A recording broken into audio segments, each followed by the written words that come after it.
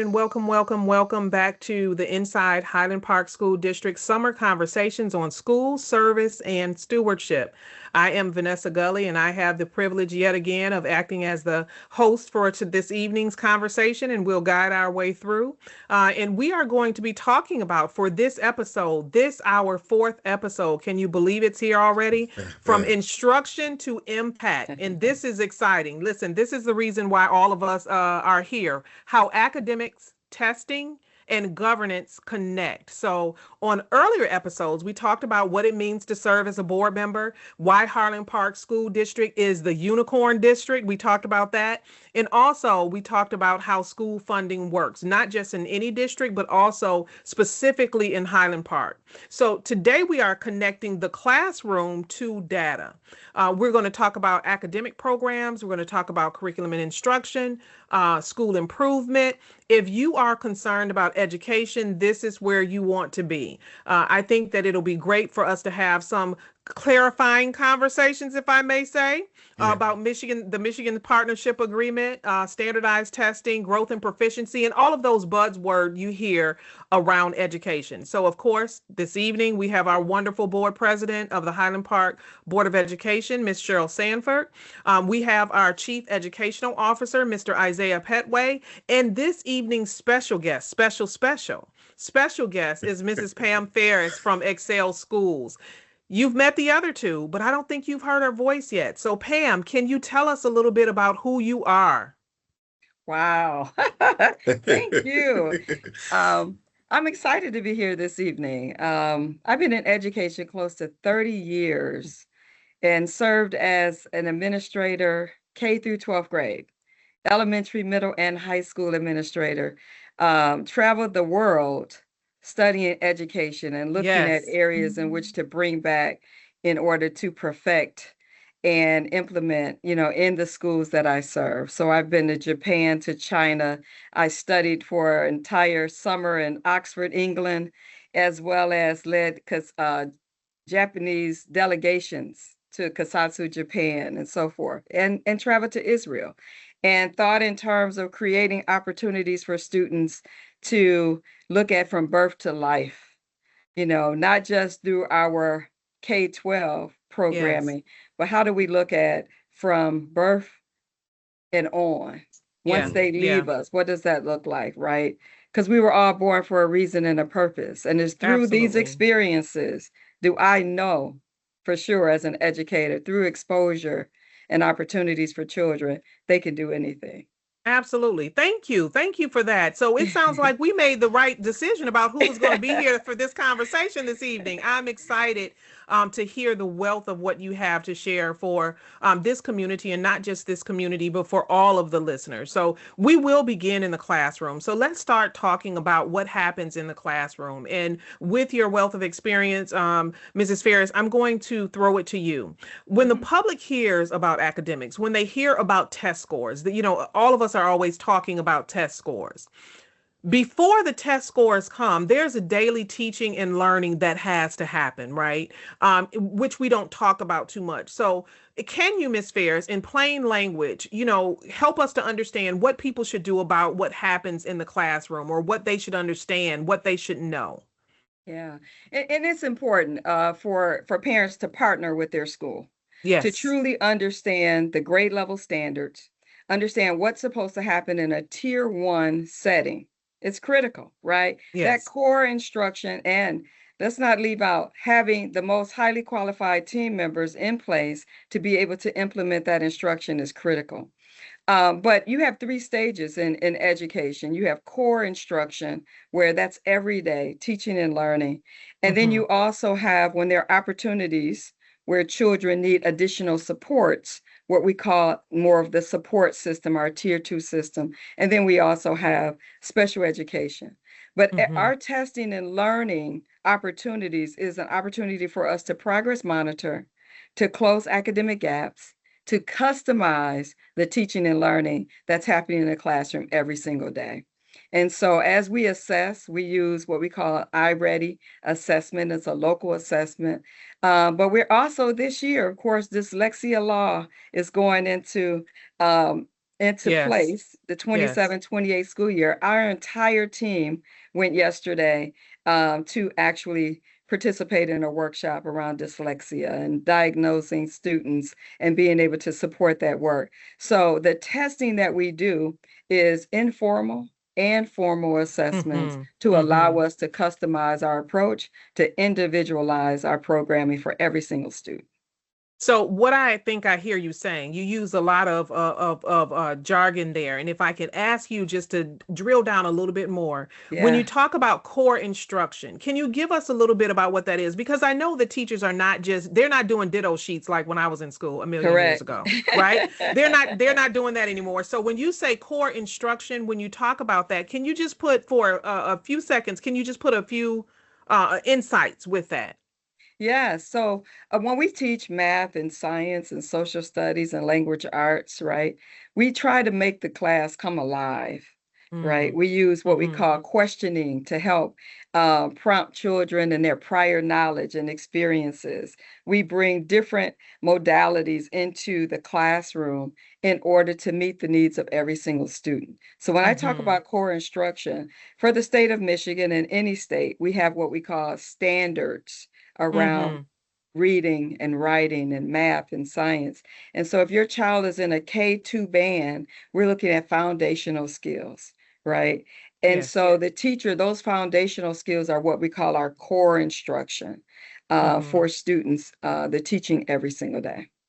So in that core instruction, if I understand it, for those of us who are not professional educators, what you're saying is that basically there are clear expectations with that core content that Right, you're expecting the students to engage. You're using specific ways to elicit that engagement, and the teachers are checking for understanding. So it's not just about test to test, but it sounds correct. like there's so much going on in the classroom with that academic work. So when we talk about test scores, there is a road to getting there. There's a routine, if you will, to getting there. Mr. Petway, if I may ask you, from the district and the CEO perspective, right, from where you are as the authorizer, what should be in place for classroom instruction? I know that a part of the responsibility of the authorizer is to, make sure to ensure that things are happening. What are the things that you would say to make sure that classroom instruction is not random and disconnected, and that it has what it needs? Absolutely. Again, good evening to all of you. It is great to be here again, and I'm excited to have Dr. Fair sharing with us today, Yes. as the same with you, Vanessa, and President Sanford.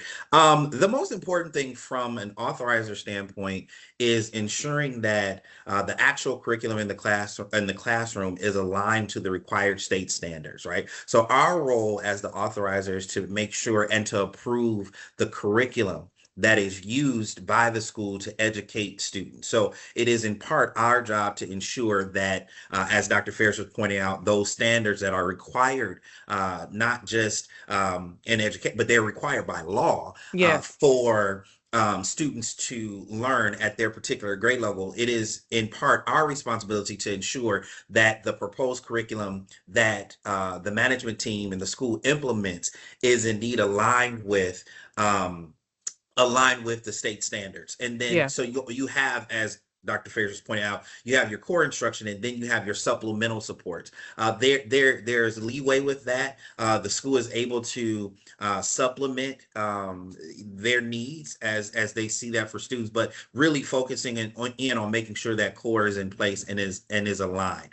And then not only just aligning the curriculum itself, but then ensuring that things like appropriate training is provided Mhm. for teachers and staff to Yes. implement curriculum. So it's not just having curriculum; it's then also in ensuring that they are prepared to implement that curriculum with fidelity. And then also, in addition to that, looking at resources. We are a partner to the school. We're not just their authorizer; we are a partner, Yes. and so we're Yes. constantly looking for ways to partner with them to help offset the costs and offset the needs that they have to ensure that the curriculum is being taught with fidelity. Barbara does an amazing job. There's an amazing group of educators at Barbara Prep that they're not just aware of curriculum, they are content experts. And that's an important distinction. You're dealing with people who really do have the basis for their content expertise. And because we're dealing with a school that is pre-K-8, that runs a gamut. And so having those individuals in place, having the curriculum aligned, having access to training, and those supports that are needed so we can continue to build upon what's already there, is really where we come into the picture. Absolutely. And may I reiterate, and from what you've said, Mrs. Ferris, about having a partnership between the parents and the school, right? Yes. That's so important. But also having that partnership between the school and the authorizer is so important, right? There's a through line that comes through all of the individuals that are participating, all of those who are involved in making sure that the students are the priority. Children first, right, is the motto that we are supporting. And thank you so much, for Mr. Petway for that information. What you did not say in your modesty is not only are you the chief educational officer, but you have had a long history in education as well, from being a teacher to being a school lead, principal, superintendent, all of those things. So we're looking for you to slide some of that knowledge up in there too for free. While we're having this conversation. Since you brought it up, there is one other thing I would like to add that I think is important for the conversation. Dr. Ferris pointed out that part of that is ensuring that we have highly qualified people. When we say that, that's just not a tag that we use for employees who are employed by the school. That is an actual legal designation, right? There is a standard by which our educators have to meet in order to be in front of students, which then that identification of being highly qualified has requirements for that. And so the important thing, because we also take an opportunity to try to clear up misnomers. One of the misnomers, both about charter schools in general, yes, and then even more recently about Barbara Prep, is that there are individuals who are teaching who are not highly qualified. That's untrue. If it were the case, it would also be illegal, because in order for people to be in front of students, they have to be highly qualified. And those things are audited. Personnel audits of those credentials happen annually. So every year we go through that. And so it's important to understand that as we talk about ensuring the curriculum is in place, we also have the responsibility of ensuring that those who are implementing the curriculum meet the requirement of being highly qualified so that they can do that. That's not just teachers. That's also including paraprofessionals. It's also designation that's assigned to support staff, all of those kinds of things, that they have a standard that they have to meet in order to be considered highly qualified. Absolutely. And that sounds like another opportunity for a podcast, and maybe we can incorporate it into the next, to have those conversations about not just anyone is there, right? It's when we start talking about special education, when we start talking about those exceptional students and how their needs are being met, maybe there's an opportunity to give a little bit more information to the public regarding what it takes to be in a classroom. It's not just anyone there, right? We talked about curriculum. We talked about expertise in curriculum. We've talked about those things, but test scores are really built around the students' learning and those individuals who are leading the classrooms. So as a non-educator, and if I may, President Sanford, throw this question to you, from the seat of a board president, from the seat of someone who is working that may not be an educator, I don't want to assume your credentials. You may be a professor somewhere. But for those who have not been in the classroom, right? From that board seat, what would you say the question is, or what would you remind us of when it comes to students in the learning process and how the board fits into that? So as always, the board's role is governance and oversight.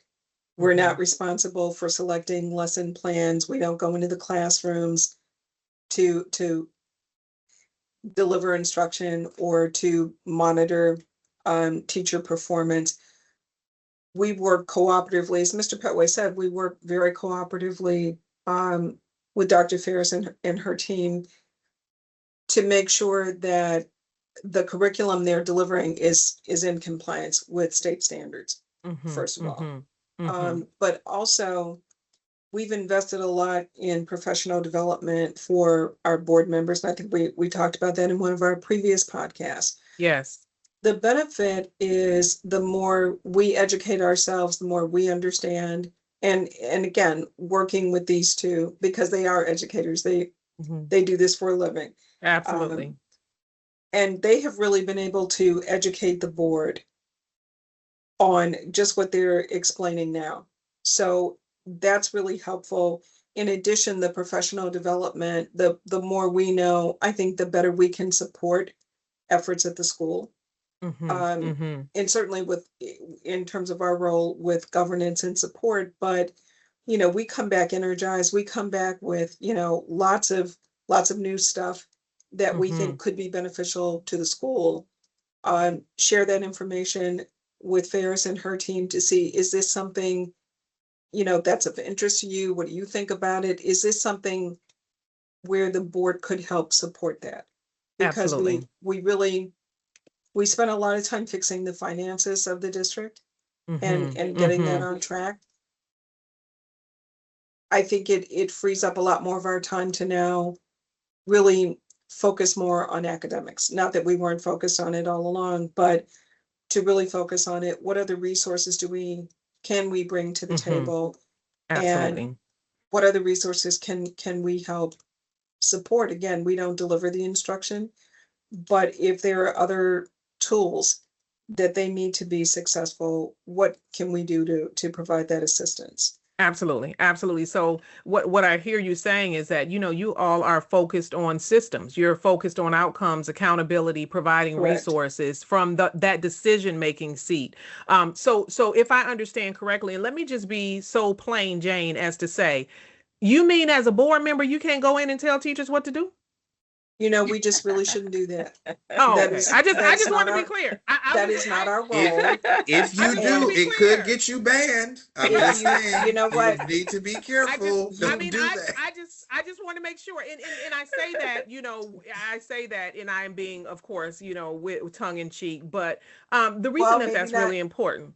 Yeah, I say it tongue in cheek, but yes. I also want to really, get to the ground understanding, the base understanding that though you all as board members, that you are empowered, and you do have authority when you work together as a board, that you work with one voice, and that power does not transcend to individuals with them wanting to do those things that they may be passionate about and feel is really important, but the work has to be done through a certain system. And it's not by telling educators or telling the teachers what they need to be doing. It's about overseeing the academic system and monitoring the academic progress in the academic system. So I did want to just, take a few moments to point that out, and I'm going to be nice. Okay, so if I could just add, please do. As you have, you've tried to train us to swim in our lanes. Yes, that's Isaiah. I don't want to still swim in the lane. Yes. He said, "Stay in your lane so you don't create an accident." I'll borrow it. Create accidents. We, again, our role is governance, oversight, accountability. Yes. We want to make sure that they have everything they need to deliver quality instruction for students. If that's not happening, then we work with the team to find out why that's not happening. Absolutely. What can we do? What can we do to help?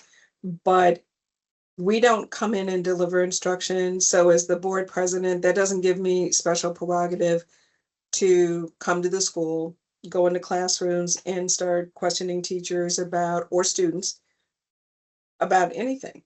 That's not the appropriate way to deal with it. If I have a question, I know how to get in touch with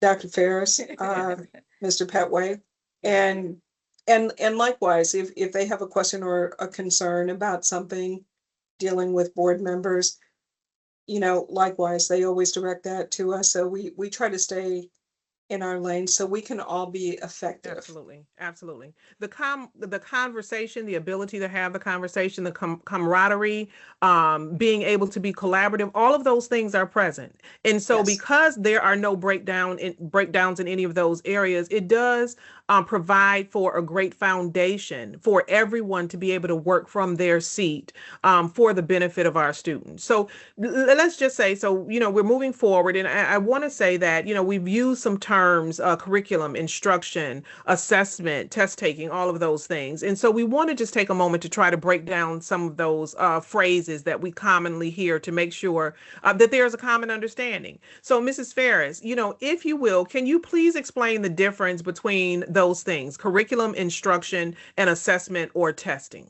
Yes. But first I want to say, I just want to add again, it's refreshing to work with an authorizer that is very collaborative, as Yeah. well as our board of directors. And we work in concert, right? Mm-hmm. In order to ensure that students are getting the best possible opportunities. So it's been wonderful to work with Dr. Petway as well as President Sanford Absolutely. while we're doing this work, right? When we're swimming in one direction, no accidents, right? We're all going in one formation, we can rise and move forward.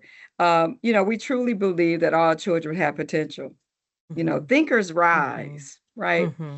And so to speak to curriculum, we just recently adopted a new curriculum. Mm-hmm. The reading curriculum that we were using, we wanted to make sure that, again, customizing that approach to help all students be successful. So this new curriculum is one that we have allowed children to think deeply, right? Create boldly, and to rise fully. And so our new Mm-hmm. reading curriculum is called Into Reading. And we just don't bring in a new curriculum. We have to go through a process of adoption of this new curriculum. We have to go through the process of using it before we actually bring it, into the school. And then it has to go through the process of adoption through our board of directors as well as our Board of Education. And so there Mm-hmm. are many check and balances in order to put the right resources in place in order to help students be extremely successful. So our curriculum is what Dr. Petway said earlier, is directly aligned to our state standards. Mm-hmm. Mm-hmm. It has to Mm-hmm. be, right? But the Mm-hmm. curriculum you adopt must meet the needs of the children that you are supporting every single day. And Mm-hmm. this week, we started off our professional development week around curriculum and professional development around all of the curriculum tools that we're using every single day to help children be extremely successful. And so we have what we call Into Reading is our reading curriculum. Into Literature is our middle school literature program. Go Mathematics and Science Dimensions. So our team is continuously sharpening the saw every single year around professional development, around those core curricular tools that we use to Mm-hmm. implement the grade level standards. So what I hear you saying, Mrs. Ferris, is that you guys are not just grabbing whatever you have, that there is a very specific process for getting that Yes, curriculum. What the students should be learning. The curriculum says what the students should be learning, the skills they should have. And then the instruction is what's happening in the classroom, right? For correct. those individuals who are qualified and they're in the classroom to teach the curriculum. And then the testing. So before we get to the testing, and of course, we're always talking about the testing and the testing outcomes, there is a clear path. There is a formula, there is a methodology that you guys are working from, that you have the curriculum, what the students Correct. should be learning, and then you teach so that they can learn that, and then you measure.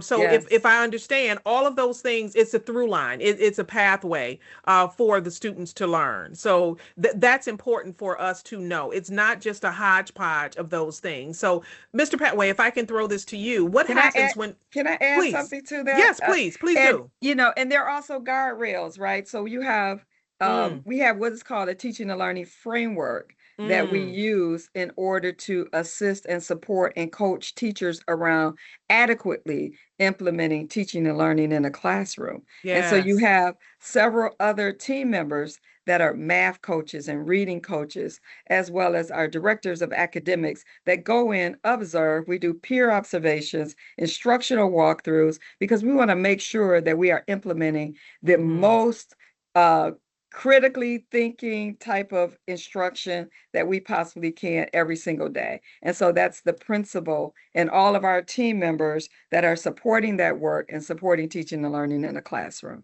Thank you. That's really important. Thank you for sharing that with the guardrails. So what I hear you saying is that teachers are not left on their own, that there are many sections of support, or there are many ways of support to assist them with making sure that the students have what they need. So thank you for that. That's really important. Mr. Petway, I'm going to throw this up and I'm going to do something a little different. I'm going to let you answer the question you want to answer, the way you want to answer it. What happens when curriculum, instruction, and assessment and the support systems, tell me whichever one you want to answer, what happens when they're not aligned, or what does it look like when they are aligned? So not or are. Your choice this evening. We're getting fancy tonight. I am a firm believer that positive emotion trumps negative emotion. So we're going to go with when it works, right? Yeah. When it is aligned. We're going to go with that. Thank you. Okay. So when it is aligned, what it allows, one, it empowers educators, it empowers teachers, it gives them clear direction as to where they're trying to go. So think about it like this: curriculum is where they got to go, instruction is how they get there, and then the assessment is how we know we've arrived, right? Like that. That is the sort of kind of chartering, if you will, of education. So it gives them clear direction, and then it's a means of empowerment, right? So when the curriculum and the curriculum instruction and assessment are aligned, it gives it puts both the teacher and the student in the driver's seat of their learning, which is so important. It also allows for leaders, as Dr. Ferris was saying, directors of curriculum, teacher coaches and things like that. It allows them to be able to have a matrix to work from to better support teachers. I think one of the things that is so important for people to understand is that teaching is a career like any other career. You're going to grow in it, right? And part of the way we develop teachers, part of the way we develop educators is through those support measures. And so the basis of curriculum instruction and assessment allows us the matrix, if you will, to be able to improve their instruction, to build, to help them grow, as well as the student grow in their actual learning. So it allows us to have more targeted professional development. And ensuring that, for example, one of the things that Barbara was working on last year, I'm not sure it'll still be part of their plan this year, but was really focusing in on math and math interventions. And so the supplemental support that was in addition to what they were getting in the classroom. So that came from being able to look and say, hey, we know where the kids have to get to, and there's some holes here. So let's plug those holes by providing these interventions so that they get what they need, and they can, since I'm sticking with my analogy, they can avoid the potholes, right? They're not doing that. They can go on and do what needs to be done. And so when it is aligned, it really becomes a method of empowerment for learning for both the teacher and the student. It gives them an idea of where they have to go. It gives them an idea of how to get there, and then gives them a measure to be able to determine whether or not they have arrived where they're supposed to be. Absolutely. Thank you for that. And one of the things you said that I grabbed onto, and maybe just because, even though my children are grown women now, one of the things that I grabbed onto is that you said that teachers are still learning and they're always learning. And I think that is a part of the grace that we have to bring to, those interactions with our students as well as the teachers, that it's continuous learning, it's continuous improvement. And they're also learning and building their toolbox for how they connect with students and how they take them on that path of learning. And I think that's something that we do want to remember, especially, with young teachers. They have not necessarily had the opportunity to be in those classrooms, and they're continuing to grow and learn. But, what I do appreciate as well, and Mrs. Ferris, you mentioned this, is having that supportive network that is there in the school, right? So you're looking at the same things, you're working together, you're doing the coaching. That's really important. And I think that's important for us to to understand, about the classroom. So when we talk about academic alignment, when we talk about academics, when we talk about the classroom itself, President Sanford, it may be a difficult conversation, from the board table. How does the board talk about academic progress, talk about, oversight, without stepping into classroom management and without stepping into the need to tell the teachers how to do it and what to do? How does the board handle that? Well, first of all, I think most of us would not presume to, we are not educators. We do this work because we genuinely care about the direction of the district and we put children first, but we're not educators. So it's not my role, or for any of the board members, it's not our role to come into the classroom and tell teachers what you should be doing, because it's difficult for us to hold you accountable if we're directing you, you should do this, you should do that. And again, we're not, that's not our area of expertise. Yeah. So, it goes back to staying in your lane. But we look at the education reports monthly that we get from the school. That allows us to, it provides a snapshot of what's going on in the classroom. So we see progress or lack of progress, or if we have concerns about that progress, then there's a way for us to address that. And one of the things that we've talked about doing in part of this series was to also increase the awareness of board members of, we sit on boards, we think we know, we all went to school, we think we know how school districts, how it should work. And the fact is that we don't. Pardon me. We don't always understand how it should work. And that's why we rely on our subject matter experts. Absolutely. To help us understand that. So absolutely. I think understanding those reports, understanding what progress looks like, the assessment tools, how are we measuring progress, all of that is really important for us to understand as a board member, so that we can provide that effective governance without overstepping, because I truly respect and admire anyone who spends all day in a classroom with young scholars who are eager and enthusiastic and wonderful. I truly, she puts that so wonderfully, doesn't she? Didn't she? It was so smooth, so smooth. I used to run tutoring programs, after school tutoring programs for K-12. But that was, working individually, one-on-one, and supporting, kind of filling in some of those gaps with what students were struggling with in school districts. And even then, I could not imagine how teachers do what they do every day. And if you don't have the support of your leadership and you don't have the support of your board, it makes it even more difficult for you to accomplish the outcomes we're looking for. Yeah. And it is a gift. It is definitely a gift. Yes, it's a profession, but it's a gift and a calling for sure. And I totally respect those who are in education at any level, because it is so impactful and so necessary and meaningful. What I do want to throw in here before we go to our next conversation about school improvement is to, just say that we are not speaking to any one particular situation. We're not speaking to any one particular area. We could even broaden the conversation and talk about the board of directors for Barber Academy, right?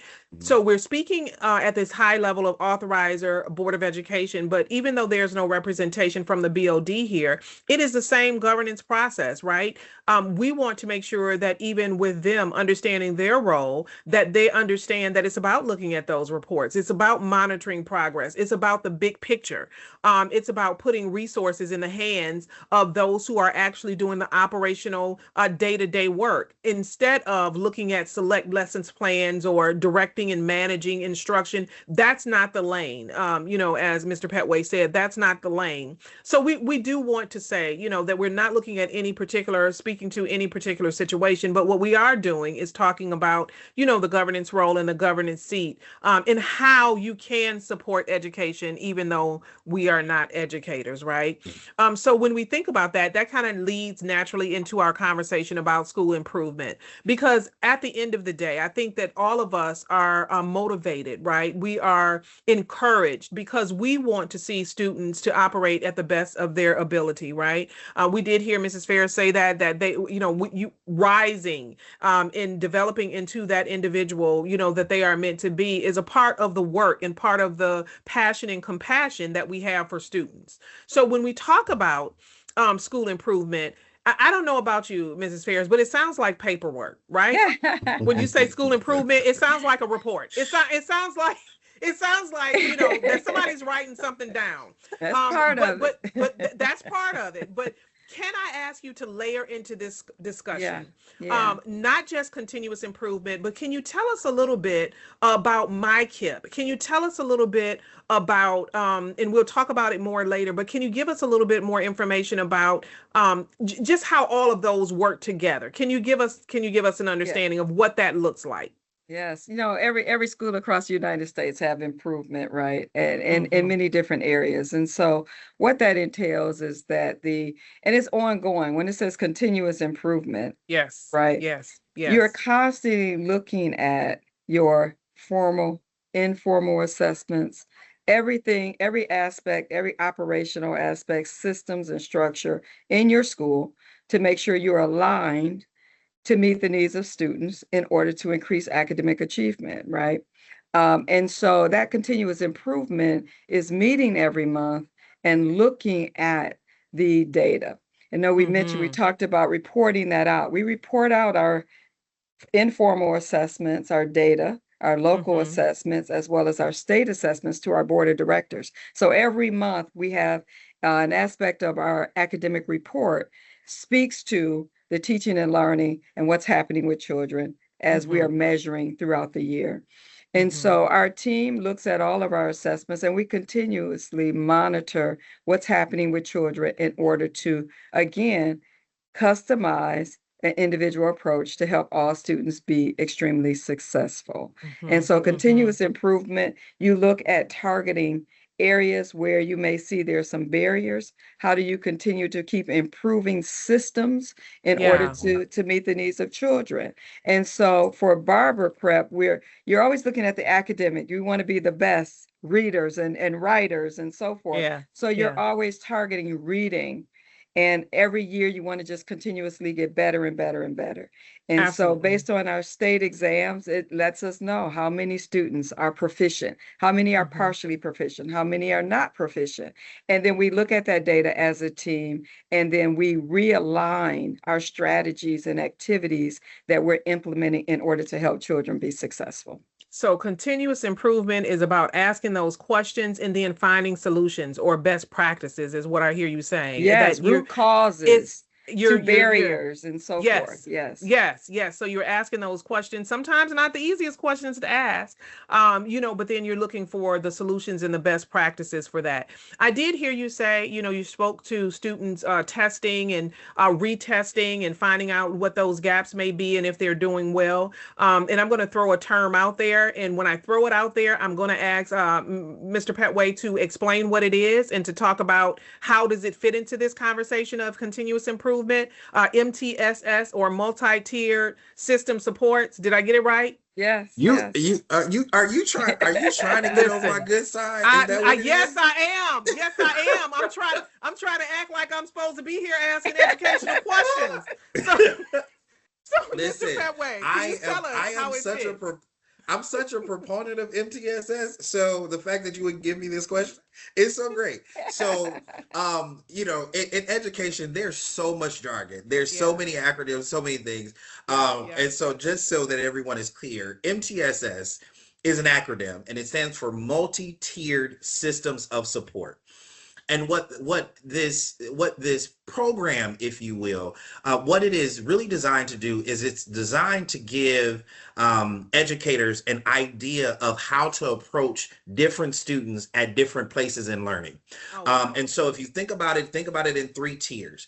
You have tier 1, which it follows a pyramid. Ideally, now this doesn't always work out for all schools, but ideally what you want is you want 80% of your student population in any given subject to be in your, well, they say 70 to 80, but you want them to be in tier 1 instruction, which means that they're able to ascertain what they need to learn by that tier 1 instruction, classroom instruction, no additional intervention support. They were able to sit in, take in the lesson, do what's needed, did the guided learning, the practice and all that, and they ascertained that. You want the majority of your students there. But there is going to be another percentage of your students, which we estimate to be somewhere between 10 to 20%. Those students are students who would fall into tier 2, who they need additional support. It's not that they have any struggle. Maybe they're just not getting it. For example, maybe math doesn't just come easily to them, so they need more time. Or if they have a phoneme issue or in reading or something like that, they need additional support in. Those sort of kind of targeted interventions fall in tier 2. So you have tier 1, then you have tier 2, which is the next biggest slice. Now the goal, I'll get that at the end. See, I'm getting so excited. Then the top of that tier 3, are your tier 3 interventions, which often are your at-risk students, are often your students who are receiving exceptional student services, special education services, that they are tested to see if there is additional supports that need to be institutionalized by way of an IEP or things like that. They fall in that tier. Now, what many people don't understand about MTS is that the goal is any student who is outside of tier 1, the ultimate goal is to move them. The ultimate goal is for that student to be able to move into receiving tier 1 instruction without those additional supports. And so MTSS is a very vital part of school improvement, because the ultimate design of it is to help identify gaps and then provide immediate support as much as can be provided to students to plug those gaps so that they can continue along their path of learning, right? And allowing those kids to move in and throughout those tiers. Because, for example, we have kids who they switch tiers based on the content being taught. So if they're in a unit and they're not necessarily learning that unit well, so they have to be moved to tier 2. But the next unit, hey, they got this, so they don't need to be in tier 2. So there's movement there. It's not a static thing. It is very much more a flow of movement that allows teachers to be able to respond to the immediate needs of students and receive the supports that they're needed. And I sound like I just nerded out. I just completely nerded out. But I love it. Was good. It was good. And what I understood you to say in all of your excitement is that there are people who are looking for how students are performing and looking for ways to support them. Yeah. And if I also understood you to say, one of the things that's really important is that if those students are not doing well in one area, they don't have to live there. Yes. That they can move to another tier, and that's a part of their growth and development. And so there is, sometimes a give and take, if you will, yes. from tier to tier, but someone is watching for their development and their continuous improvement. Yes. Yeah, you did. Yes, please. Yeah, no, I was saying, and Dr. Petway said it very eloquently, but we progress monitor. Yep. And so you progress monitor the students, you give them the supports they need at that time, you progress monitor, and then it's fluid. So they move in and out. They don't necessarily stay there and then move from tier to tier. The objective is always to move them back into tier 1 support. Excellent. Thank you. Thank you for that. I'm sorry. There's just one other thing that I think is important for the conversation is part of the reason why schools like ours and in the area that we're in, this kind of work is so important is because we already know that there are students who are coming in our doors who have challenges. Now, and I want to say challenges, but they're also opportunities, right? They are coupled together. And so what this allows us to do is this allows us to respond to those needs. When you have students, and this is not just our school, this is other schools in the area, so on and so forth. You, on average, in the state of Michigan, you have students who are coming into the next grade level band somewhere between 1.5 to 2 years behind where they're supposed to be. Research says that in order to catch up 1 year, you need 300 additional instructional hours to bridge that gap. So I'm sorry, 1 second. So I'm a parent and I'm listening to this conversation. And so as students are moving from one grade to the next, they may be 1 or 2 years behind in the academic place that they should be and what they should know in those foundational things. Yes. What I understand you saying is, in order to make up for one of those years, just one, you need 300 additional hours of instruction.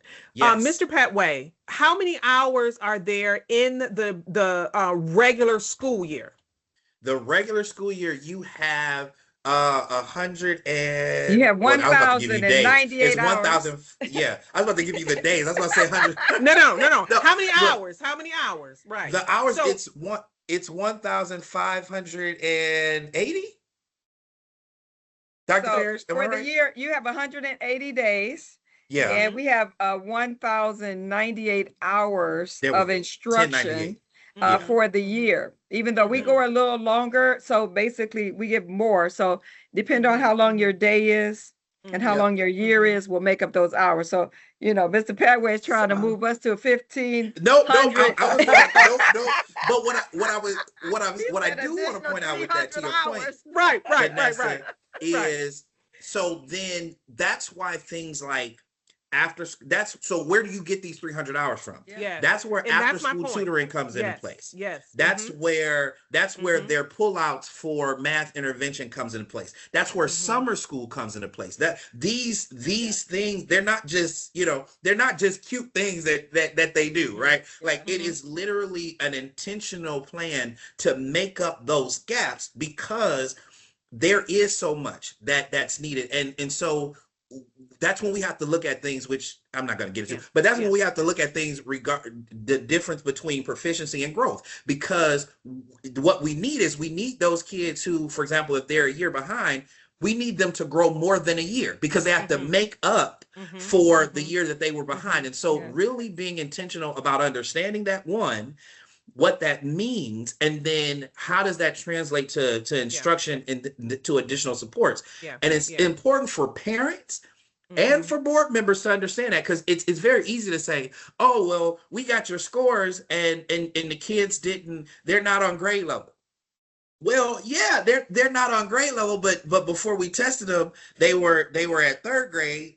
We got them to 4th grade. They're in the 5th grade. They still grew. Do you get what I'm saying? So it's a matter of really understanding the nuance of how do we bridge those gaps for students that really are an opportunity.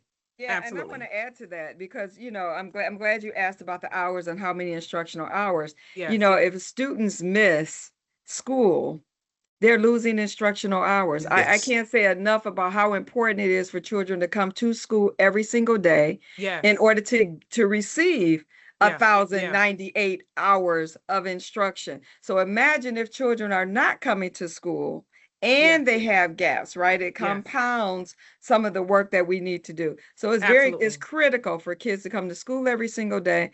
And I say that because sometimes when children are in elementary school or kindergarten or 1st grade, families may think that it's okay for them to be out. But you miss 18 days of school in a year, you're considered chronically absent. And so it's important for children to come to school every day for us to be able to support the work that needs to happen. And forgive me for looking down, but I grabbed my calculator, and somebody can correct me with my math. If it's 300 additional hours that you need, is what I understand. And if you're in school 8 hours a day, and we understand that, the schedules may vary and you're not necessarily directly in instruction 8 hours a day. Say that you were in instruction 8 hours a day. Those 300 hours break down into 37.5 additional days of school. right? And listen, and again, I'm not an educator, but that sounds like a heavy lift. And it sounds like something, that we need to consider, especially, Mrs. Ferris, when you say that you have people who are missing potentially 18 days of school or more, right? Then you're talking about, just rounding it up, 40 days. Plus, you've missed 20 on your own, 40 days to make up that grade level, if you will, the learning for that one academic year. And then the amount of days that you've actually missed, you're talking about compounding a challenging situation. And what's unfortunate is that we found that many students are in that position, right? And for the state of Michigan created the membership partnership district model in 2017 to provide supports for districts that were having some challenges with those achievement levels and improvement in those achievement levels. I do understand that, that please, could one of you, Mr. Petway, maybe I'll lob this to you because I know you're passionate about it because I've heard you say it before. Now, calm down. Calm down, sir. Right. But I wanted to say something before Mr. Petway. Please do. Because I know he gets excited. He gets us all excited as well. Exactly. I read research that, it's not enough, for a child to grow 1 year, especially when they have large gaps, right? So our objective always is to grow 1 year and a half or more during that 1 year that they're in that grade. Because if you have a child that is in kindergarten and you're growing them 1.5 years every year, say, and now they're proficient, by the time they get to 5th grade, they should be at an 8th grade level. Oh, wow. So our objective is not to grow 1 year, but to try to close the gaps that we are experiencing with growing them 1.5 or more every single year in order to, make sure that they're proficient in their grade level. And you know what, Ms. Ferris, can I have you say that just one more time? The goal is not to grow them 1 year, because I think that people need to hear the task that you're taking on. Say that again for us. Yes, no, if you have a child that starts in kindergarten and you're growing them 1.5, so that means that you're growing them to 1st grade winter, 1st grade mid-year by the time they in kindergarten.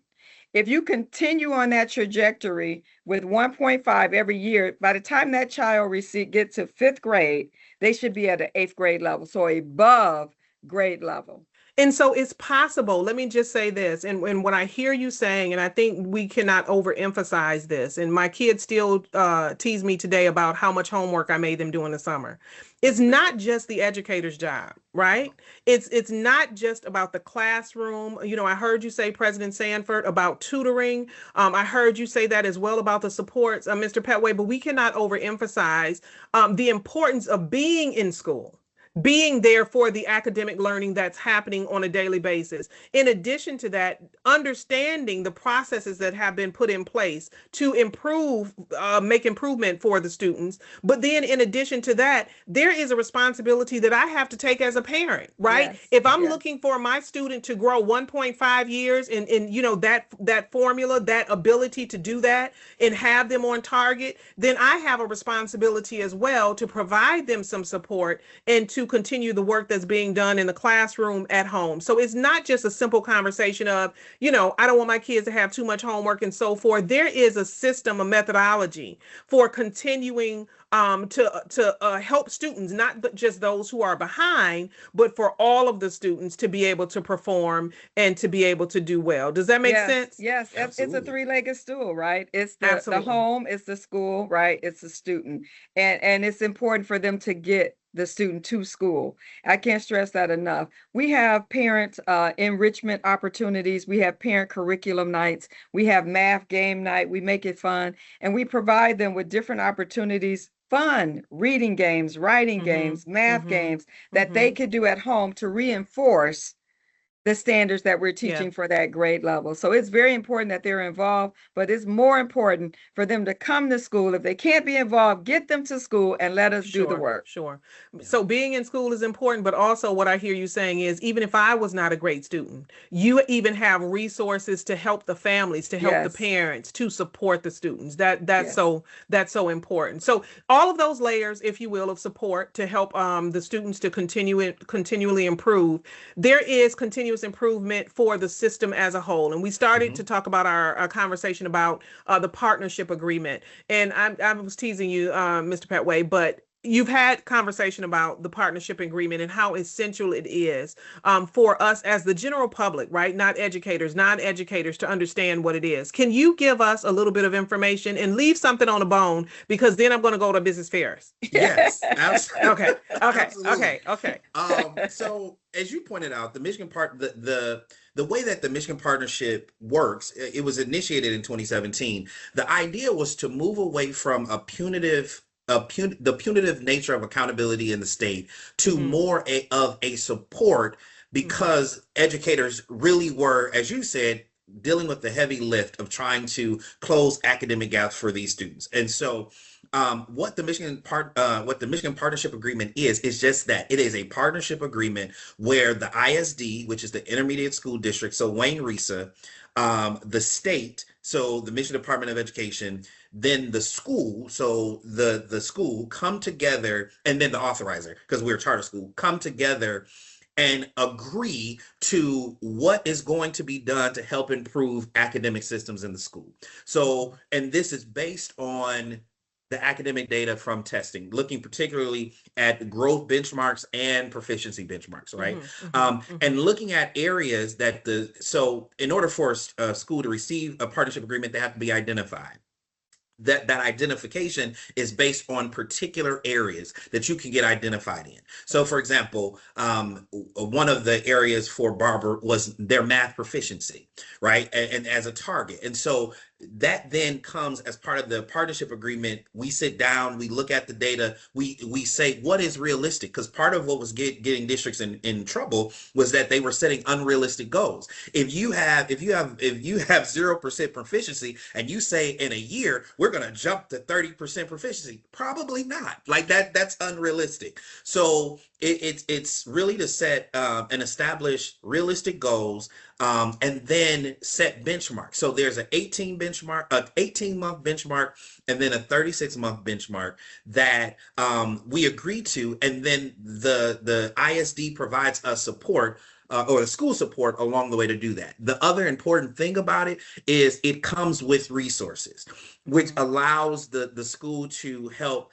get supplemental support staff to those interventions we were talking about, getting those additional hours in, and that's where that support comes from.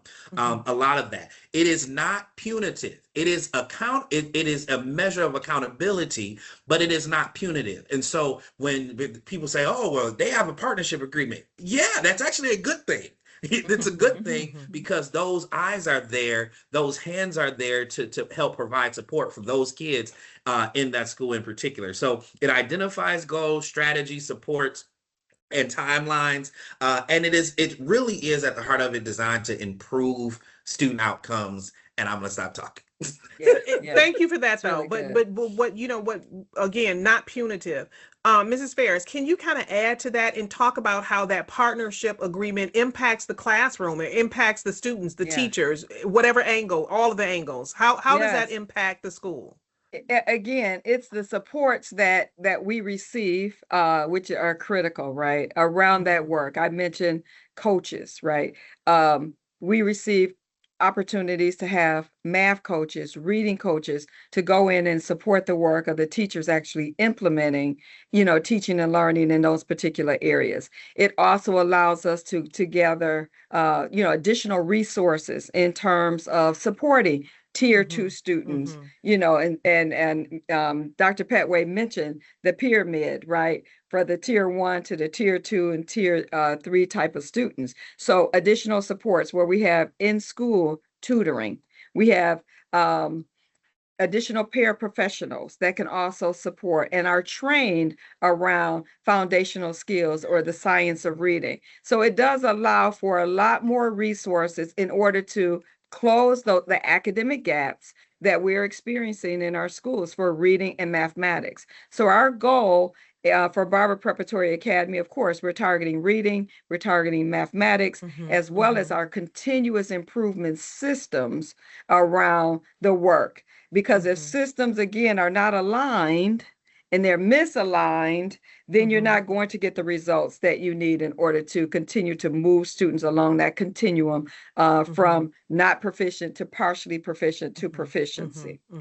So, and for those listeners, that are thinking about the partnership agreement, I think for me, just as a novice, it's right there. It's a partnership. It's a partnership of many different entities, and it's like a roadmap that everyone is following, that everyone is talking about for the school system itself. So, where does the improvement need to happen? Here are the goals. Here are the supports. And that's important to know that the partnership comes with supports and how progress will be monitored. And so basically you have a lot of people who are coming together collaboratively to look at how students and how academics should be improving. So when we think about that, a part of academics in the public, we hear partnership agreement and, there's a lot of conversation and energy around testing. So we want to talk about what does that standardized testing means, right? What does it mean when there's so much emotion there, especially I think about myself, and when I was young, it was the Iowa test. Now, don't be trying to go back and date when the Iowa test was, but it was the California Achievement Test. It was the Iowa test. Same thing happening here in the state of Michigan now. We have the M-STEP, which is the statewide assessment. If you could, Ms. Ferris, since I'm leaning on you for a moment, can you say what we as a public, the community really needs to understand about standardized testing? What would be your best input for us? Standardized testing, basically they're testing whether or not students from a particular grade level are proficient in the state standards around reading, mathematics, ELA, mathematics, which English language arts, mathematics, science, and social studies. We have 4 tests that we take. So it's not just reading and mathematics, it's also science and social studies. And they're tested on the state standards for their particular grade level. So state assessments begin at 3rd grade. And so K through 2, we use local assessments to identify areas of opportunity to support kids in order to close those gaps before they get to 3rd grade, right? So those foundational skills, K2, are critical to move into 3rd through 5th grade, right? And then 6th through 7th, 6th through 8th, and then high school. So the reason why I'm saying that is because that K2 foundational skill is learning, right, how to read and so forth. When you get to 3rd through 5th, you are applying. So it's reading comprehension and so forth. So if you're missing those gaps, when you get to 3rd grade, we're testing whether or not you can read, you can write, you can, you see where I'm going with it? It's more of absolutely every level is critical to moving that child to proficiency. And absolutely. You may have heard, we have the 3rd grade reading law that said by the time a child gets to 3rd grade, they need to be proficient readers because they're not learning how to read, they're reading, right, to comprehend the information, critically think, and so forth around the work. And so our work is making sure kids have that foundation to move forward. And when you look at state exams, they have 3 areas. You have not proficient, you have partially proficient, and you have proficient. And so when the state looks at growth, so when we talk about the year 0.5 growth, it's huge because it weighs more than proficiency. And so when you look at the state assessments, they have growth, they have proficiency, and they have an index score that tells us whether or not with the 2 together is above kind of state average. So the state has an average proficiency level for reading and for mathematics. And schools that score below that index, becomes more of a partnership school because you have schools, you have children that have maybe wider, larger gaps, more academic deficiencies and things and like needs that those additional supports. and Yeah, needs those and needs those additional supports. supports. So Dr. Petway said it beautifully as always. I love him to death, but he basically stated that allows schools to get so many more supports to help children be extremely successful. So, you know, one of the things, and I just want to pull out of what you said that was so meaningful to me, is that K through 2, you are building a foundation, and 3 forward, you're applying that found the things you've learned in that foundation. That is so important, because then it takes away the assumption that because kids are younger, they don't really need to be in school, they're not really missing anything. I mean, that puts a whole new context of students showing up and being present, even in those, you know, lower grade levels. They're not just there playing, I guess is my point. They're not just there playing, right? So with the standardized testing, I'm sorry, let me go. We're running out of time. But with the standardized test, we understand that it is a snapshot in time. And, you know, and it's not everything, right? It doesn't show the progress sometimes that's being made. It doesn't show all of those other challenges that you may be having. That standardized test is just one tool. For you, Mr. Petway, when you think about standardized tests, how should they use standardized testing data responsibly? We understand that it has to be done. The state mandates it. There's no way around it. But how can that testing data be used responsibly for our students? Yeah, it has to be part of a bigger story. It has to, in the Michigan Continuous Improvement Plan, they talk about your data story, right? What story is your data telling you? Good, bad, ugly, or indifferent, you need to know what that story is, and you need to own it. And you own it by identifying the patterns that you see. You know, and it's not to shame people. It's not to, you know, belittle anyone. It is literally to identify, you know, the patterns and academics that we see across those content areas, and to then work to become prescriptive in how we respond to them, looking at the trend. So you want to know whether or not your state assessment data is what you're seeing, your state assessment data is bearing out in your local assessment data. If there's a huge disconnect there, then that's something that needs to be explored, right? If they're saying the same things, then you also know that those are areas where you need to continue to focus. So looking at how the conversation between those data points work, looking at both proficiency and growth, because proficiency, again, because it is a snapshot, it is a moment in time, it can be misleading, and most people go to proficiency. That's the place they go to. Well, you know, only such and such percentage of kids are proficient. But if you have a school that is, their growth rate is higher than the average growth rate in the city, which Barbara's is pretty solid, right? That's something you want to know, because what that says is that they can't do anything about where those kids are when they walk in the door. But what it is saying is that when they're there, they're growing and getting to where they need to be. And so understanding that as part of the story, and looking at the grade level subjects and all that. So it really has to be used. We talk about data-driven decision making. That's another educational buzz phrase, right?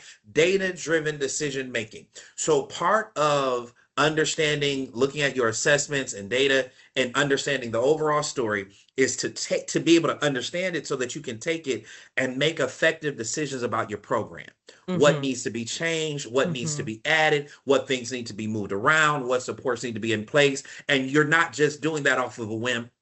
You're not just doing that because somebody thought it was cute, right? That these are decisions that are made based on the data, and it is different for every school, which is why the school has to own its own data story. And you triangulate that data, right? Yes. So the state assessment, when the you better make sure you explain that, Mrs. Ferris. Triangulating data. We sound like we're in a spaceship now. You have to triangulate your data, right? When you take an assessment, that's basically post-mortem, right? That's the past. So what we do is we look at the data, we look from a micro level to a macro level, across our school systems in order to be able to be more prescriptive. And I can't say that enough. We have to look at every individual child, and we look at their local assessment that we use. At Barber, we use iReady. Some schools use NWEA, and we take it 3 times a year. So in the fall, in the winter, and the spring. That gives us projections to help us kind of understand who are the children that are projected to be proficient, who are the children who may be partially proficient, and children who needs more supports because they are more at risk.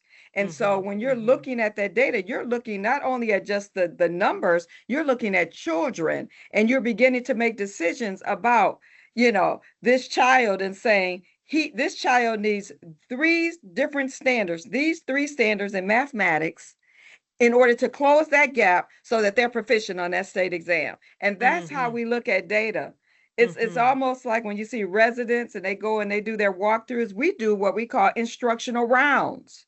So we're going to look to see whether or not that strategy and activity that we prescribed for that 3rd grade classroom is actually happening. And then we look at their formal and informal assessments, exit tickets, and things to determine whether or not the children are meeting those standards in that classroom.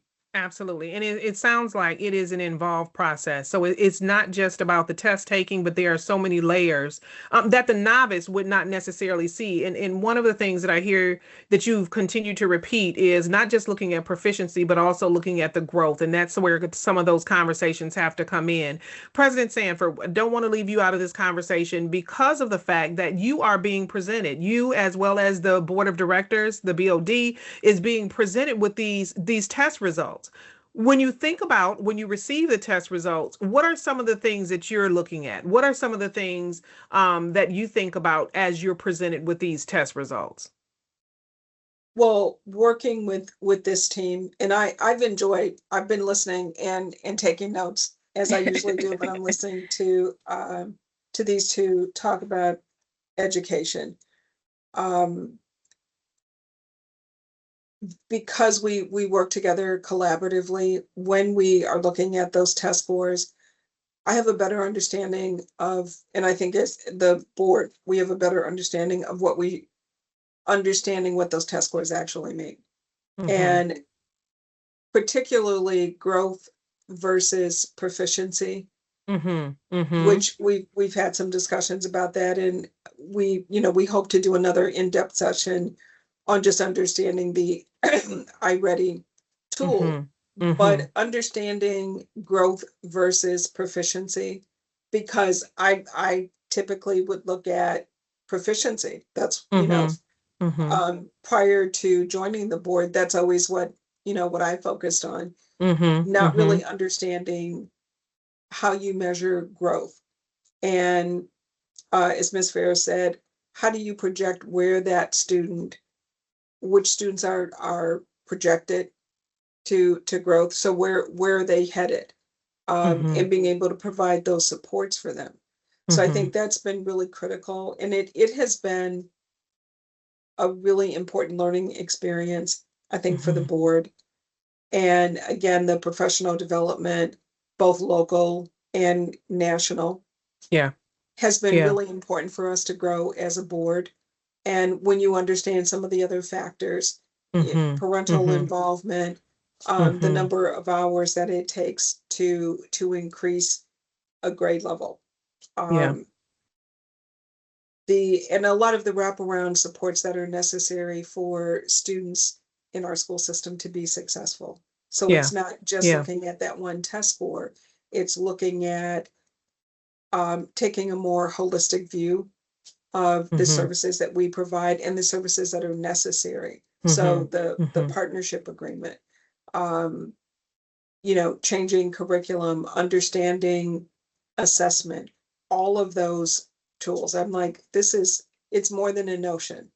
For sure.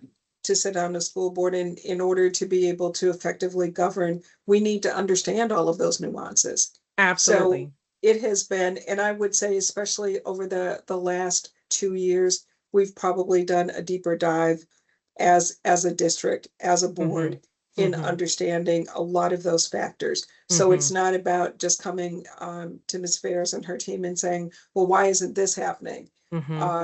It's really understanding a lot of those nuances. And, I can speak for me personally. I'm like, oh, well, that's not quite what which is why you want to have the conversation, and you want to be able to work together as partners instead of saying, well, you're not doing your job. Yeah.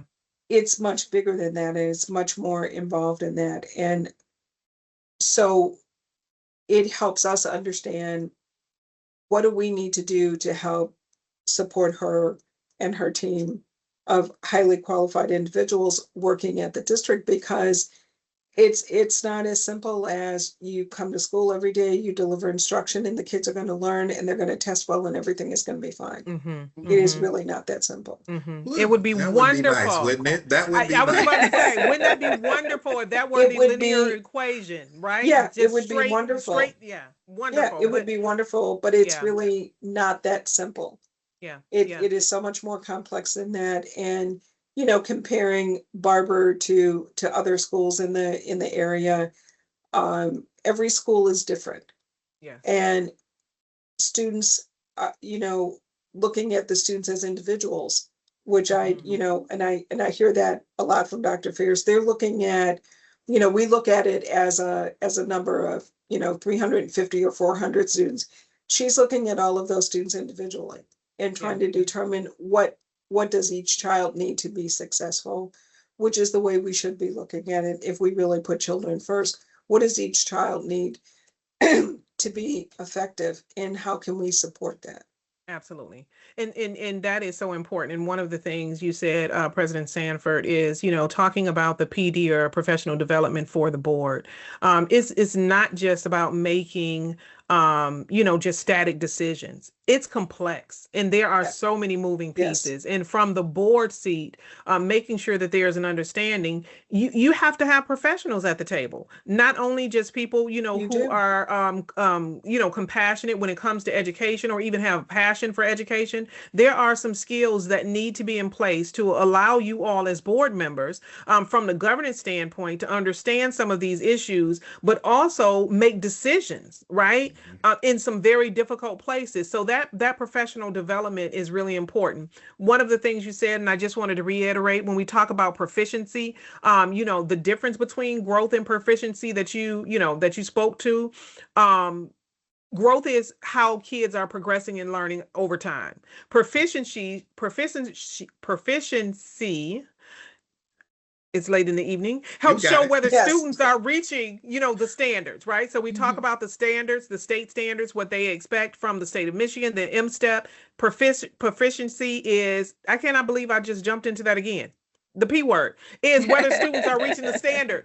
And growth is whether they're learning over time. So those, even something that seems as simple as that is, as you stated, President Sanford, is so important for the board to understand. So we talked about that. We've used the word data. We've talked about growth. We've talked about the proficiency. We've talked about all of those things. But, those are metrics, that, if you will, just, overarching term, those are metrics. Let me ask you, Mr. Petway, how do you think for John Q. Public, for the community, how do you organize all of that so that it's useful for the public in terms of how we think about it, and even for the schools? How do you manage all of that without being overwhelmed? So part of our lift as educators is making sure that we take what is industry specific to us, and interpret that in a story that parents and community can really understand, and tell the truth of where we are and what we're doing well, where we have opportunities for growth. And so helping the community understand that what you want to do when you're listening is you want to know things like how many kids are proficient, how many kids are where they need to be. But in knowing that number, it doesn't mean that nothing is happening with whatever other percentage of those kids are left, right? So Mm-hmm. it's important to understand that, but then it's also important, we need to know, how are our kids growing? Mm-hmm. Are our kids making progress? Are our kids improving? Because you can't, if you're behind a target, you can't ever get there unless you improve. Like, that's the only way to get there, right? And so from the public wanting to know, okay, where are our kids learning? Are they proficient? Are they growing? And then I think the other part of it is having a contextual understanding of all of the factors that can play into a student's learning. It is not just the, and I'm not going to get on soapbox, I promise. Get on But it. it Get is on it. not. We need the community needs to It hear. is Go ahead and not get on just that whether. soapbox. It is not just whether or not a student shows up on any given day and they sit in a classroom and do they learn to a teacher who can effectively tell them what they need to tell them. The impact of their learning starts before they ever get to a school. It starts at home. It starts the night before. It starts with whether or not they got enough sleep, whether or not they got food. Do they have clean clothes? Do they have transportation to get to school? Where are they being bullied? So all of these factors, and we know because of the demographic of students that we serve, and let me be clear, we are honored to serve them. I'm not saying this as a complaint at all. We are here to serve them. I believe those that deserve it the worst deserve the best of us. We are here for them. But that does not negate the fact that those things have an impact.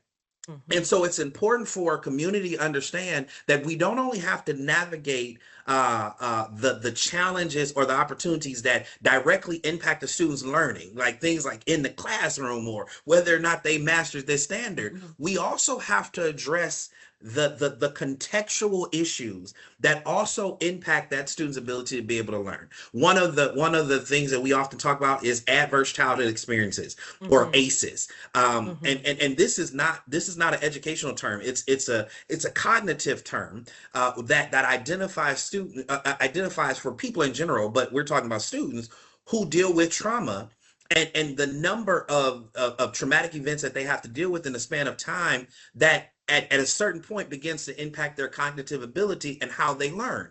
Research says that after a student receives 3 childhood ACEs, their learning shifts. So how they learn and how they have to be taught changes. And so, and this is on a cognitive level. And so how do you say to a teacher who is not a psychoanalyst, you sit there and say to a teacher, listen, you have to teach this kid, but this kid has dealt with being homeless. This kid has maybe come from a situation where they've been abused or something like, and they have these things that we have to deal with. And so let me come down from a community standpoint. When we're talking about performance, we have to look at kids being proficient. We have to look at whether or not kids are growing. We also have to look at whether or not kids are safe. We have to look at whether or not kids feel welcomed. We have to look at whether or not kids are being provided holistic opportunities for them to be supported so that they can grow. I would rather, and this is my own personal opinion as a parent. I'm grateful for my child's education, but if I had to choose between a school where my child felt safe and supported and a school that did not necessarily have the highest rate of proficiency, but that my child didn't feel comfortable there, they weren't getting the supports I'll deal with a lower percentage of proficiency because these other things are going to be so impactful to their ability to do what they need to do. Yes, it's complex. And that's what I hear at the end of, that it's very complex. And there are things that parents should consider. One of the things, though, that I want to wrap back around to is that, the supports that are offered. So you may have educators who may not have experience and they may not know all of the details in those areas, but that is why you have a village, right? That is what the school community is in terms of supporting students, because we don't know who's coming and what their story is going to be. And so there is a process of finding that out, as well as assisting them on their academic journey. So again, as we started off saying, hats off to all of those educators who are in it to win it, right? For these young people and staying in there. We got to start landing this plane really quickly. So I want to go into myth versus reality. The first myth, and the way that this does, Mrs. Ferris, since you are our guest, we're going to throw it out to you first, is that you say explain whether it is a myth or a reality with the statement that I make? And then can you give us a little bit of insight as to why you say that? So the very first one is test scores tell the whole story. Mrs. Ferris, is that a myth or a reality? That's a myth. That's a myth. Because again, we're talking about a child, right? And Dr. Petway mentioned about all of the other challenges and so forth that children come to school with. It's a measurement in a point in time. We have people that are excellent students, they don't test well, right? Right. So you got to look at all of the data. You have to look at everything about that child in order to make decisions to continue to help that child be extremely successful. So Absolutely. I can be straight A student, honor roll, bad test taker. It does not tell the story, is what I hear you saying. Doesn't tell the whole story. Absolutely. Absolutely. Myth number 2, potentially. If students are not proficient, nothing is working. Myth or reality, Mr. Petway? That is a myth. That is a myth. Low proficiency does not necessarily equate to or means no progress or that nothing is happening. A student can be growing. They might not be growing as fast, but they could still be progressing, which is why, as Dr. Ferris pointed out earlier, there are, even at the state level, different classifications. It's not just it's not proficient, but there's also partially proficient, because that can be happening. That can be going on. We need to look at growth. We need to look at attendance, interventions and instruction in that way as well, and student supports. So I think the right question that we have to ask ourselves is what is working, right? What is not working? And then how do we make adjustments in the interim? Thank you for that. Thank you for that. And of course, President Sanford, I'm coming to you. Myth versus reality. The board should tell teachers how to teach and administrators how to run a school. Is that myth or reality? Oh, heavens, no. No. You said, please no, please no. No, we do not, we should not.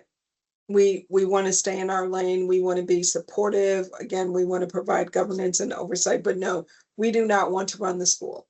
Listen, as complex as I just heard, listen, let the professionals, the subject matter experts have at it, right? Right? So, Ms. Ferris. We're just here to support them. These are really our subject matter experts. Absolutely. And I think we have a really good team from the district to the board of directors, to our management company, the staff at Barber. We have a really good team in place. And I think we are poised to really build this district into something very special. Many of us remember, the heyday of the Highland Park, the city, as well as the school district. And it may not be that again, but it can certainly continue to be better. And we need to really focus on a district that meets the needs of the students we are serving right now, not the students we served 50 years ago. Absolutely. Absolutely. And I hear that a lot. And, I too have very fond memories of growing up here, of going to school here, at least elementary school. But that was a very long time ago. And the city is different. The workforce is different. Education is different, and the world that our students are going to face is different. Yes, it is very different, and we're trying to really build a district that meets the needs of the students we serve right now. Absolutely. And what do they need to be successful in the future? These are the hopefully the future leaders of Highland Park, of Metro Detroit. Absolutely. What do we need to do to make of the world? What do we need to do to make sure that they're successful? Absolutely. Absolutely. That's really important. And letting the specialists do what they do is really important. So, Ms. Ferris, myth or reality, school improvement is just about paperwork. That is a myth. We use paperwork, right? We actually we document root causes and the work and activities and strategies, but that is a roadmap and a blueprint for us to continuously get better and better every year. Thank you. Thank you for that. I'm going to give the last myth to you, Mr. Petway, and I know you just may have something to say about whether it's myth or reality. A partnership agreement is only a negative label. It's a myth. It is not. It is not just a negative label. I believe that some people see it as such, um, and that goes into the political nature of education. But we're going to let that be. But no, it is not meant to be a negative label. It is a partnership agreement identifies a need for improvement. Which the truth of the matter is, every school should have one because we're all needing to improve. I don't know if anyone has paid attention, but Michigan is ranked 44 out of the 50 states in education. So with that being said, all of us really in the state of Michigan have a very heavy lift of trying to improve. And so it's really about creating a structure of support to give intentional focus to the needs of a particular school and how to improve, and to be able to progress monitor that over the course of 18 to 36 months. It should help a school align its data, align its story, align its resources, to be able to, again, push in the same direction. So again, the goal is outcomes. It's not just simply a label. It's really to improve the performance of the students in a holistic way. Awesome. Thank you. Thank you. In a holistic way. And we want to make sure we understand that a holistic way. So we've had a rich, wonderful discussion. I don't know if you guys feel as full as I do, but it's a lot of information, good information, great conversation, and great fun, I should say. So I'm going to give you an opportunity for your final reflections. I'm going to start with you, President Sanford. We're going to go to you, Mr. Petway, and then we're going to allow Mrs. Ferris, because she works closer to the school and the students, to close out with her comments. So President Sanford, what would be your final reflections for this evening? Well, once again, thank you for coordinating the podcast for us. Thank you for letting me participate. It has been a lot of fun. A lot more fun than I thought. Interesting conversations, and the feedback that we're getting from people in the community who are actually watching, which is what we hope, has been overwhelmingly positive. So I appreciate that. And thank you to Ms. Ferris and Mr. Petway. And again, working with them over the last couple of years, especially the last 2 years, has been it has been a really enlightening experience. I've learned a great deal from them. Again, they are subject matter experts. And I appreciate the fact that we work together as a team to grow the district, to make sure that our students are getting a world-class education here, and looking always for that continuous improvement. How do we make it better? How do we build a better district for our students? So I appreciate that. And I am more than content. Oh, you're muted. We want to know. Oh, you left us hanging. You're more than content. I'm sorry. I am more than content. Listen, we were waiting on it. Okay.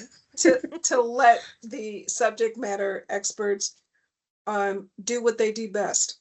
Absolutely.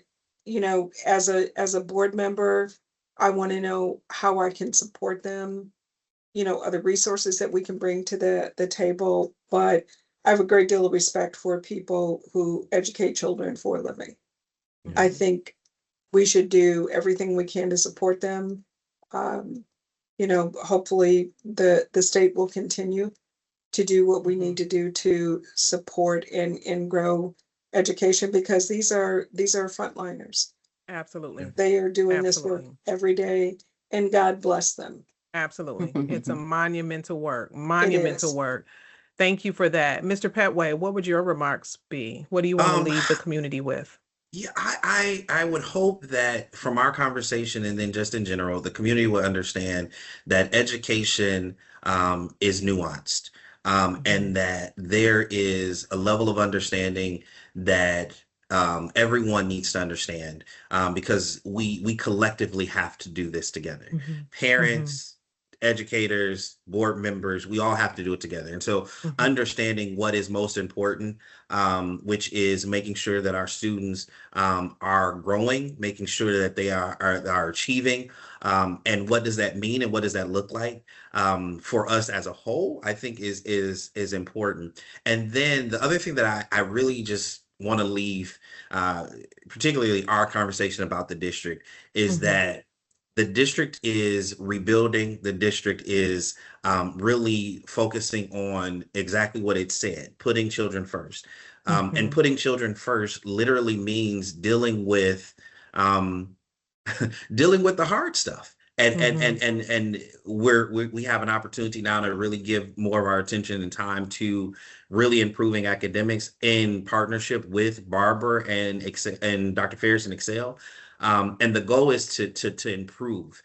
It's not to beat anyone up. That's not what this is about. No child benefits from someone being blamed. Like it just doesn't happen. So partnering together to lift for this heavy lift, I think is most important. The data matters, but more than that, those over 400 kids that we're hoping to see come in those doors next week, that they matter more. So, yes, thank you for that. Thank you for that. The data matters, but the babies matter, and it's next week. Who can imagine? It's so close. Mrs. Ferris, please, as our esteemed guest, thank you so much for being here this evening. What would you want the community here? What would your closing reflection be? Yes, I'm more encouraged than ever.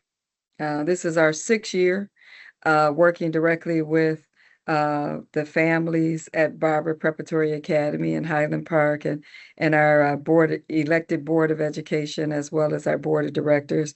And I'm truly encouraged. I've been there all summer working with the team, looking forward to, I love this work. We were talking about this earlier, and I'm so passionate about the work that we do every single day. So just being in the building for the past 3 weeks, every single day, making sure we have the right people there that are passionate and dedicated and want to do the work to help children be successful. Because again, we truly believe that every single child was born for a reason and a purpose. And it's through these experiences that we allow them to fully become who they were meant to be in the first place. Absolutely. And so through our work, we want to create opportunities for them to think deeply, create boldly, and rise fully.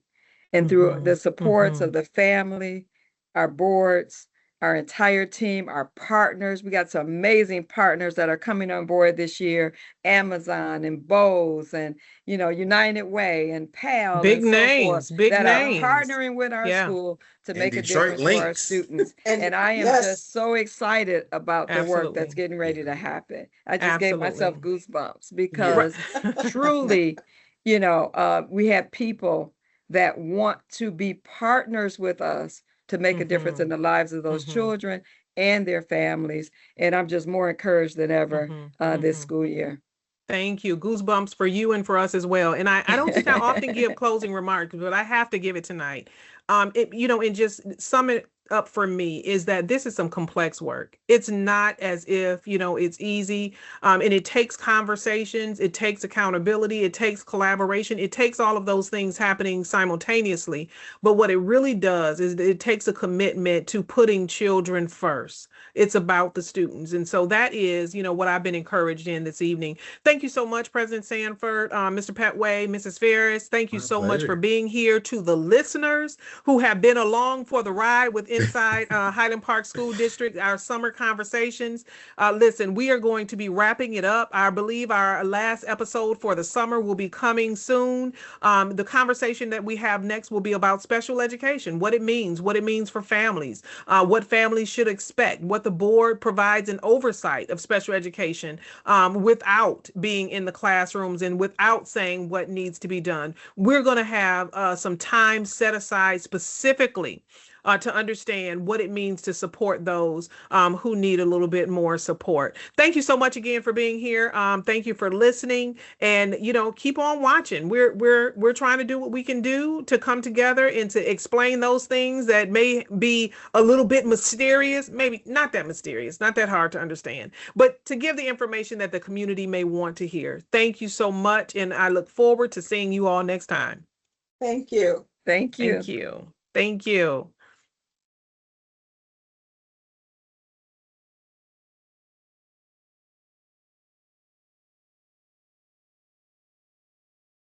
So we are